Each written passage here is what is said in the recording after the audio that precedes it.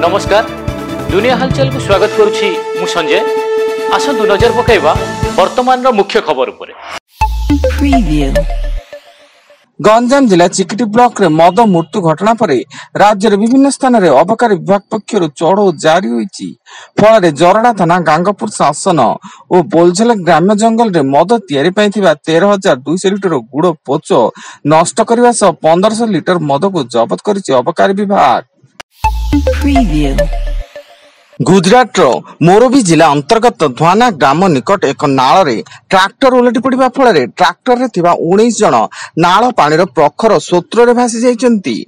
घटनास्थल रे NDRF team 10 जन को सुरक्षित उद्धार करथिया बेले अन्य 9 जन निखोज अछन्ती।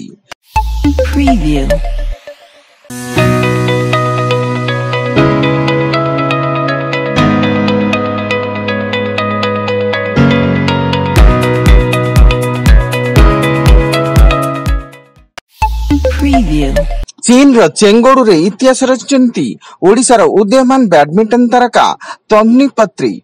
प्रथम ओडिया तथा तृतीय भारतीय भावे Tanvi Asia junior badminton championship रो 15 वर्ष रो कम महिला एकक वर्ग रे स्वर्ण पदक जीतिचंती।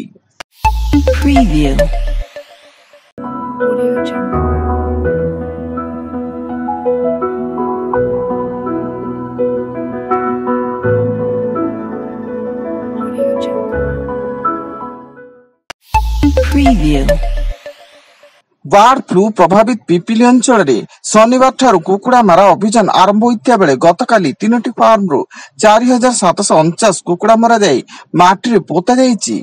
फल रे अभियान रे राज्यर 4टी जिल्ला रो 13टी रैपिड रेस्पॉन्स दल रो 65 सदस्य शामिल होइचंती।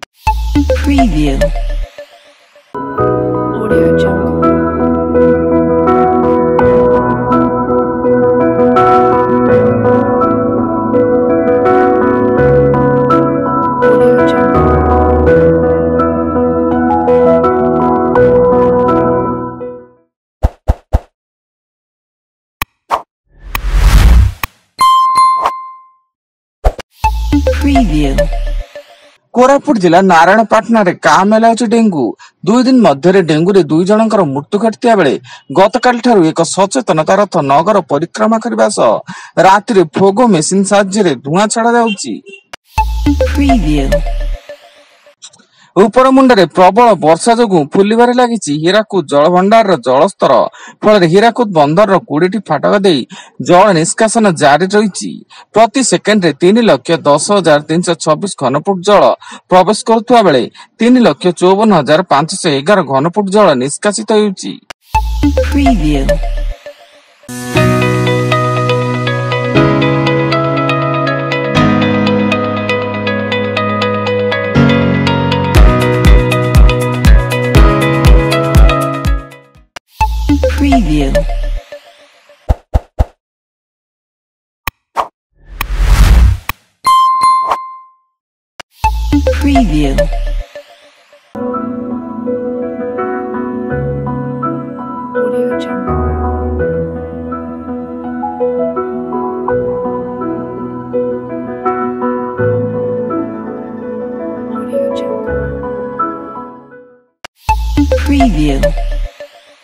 टिटलागढ़ थाना पुलिस रो सिरुल ग्राम निकट अतर्कित चढ़ऊ बेले डकायती उद्यम अभियोग 9 जन को गिरफ्त कर कोर्ट चालाण करिछि एवं सेमानंक ठारू 6टी मोबाइल फोन 15,770 टंका 3टी बाइक भुजाली छुरी लुहारड़ आदि मारणास्त्र सह मरीच गुंड जब्त करिछि।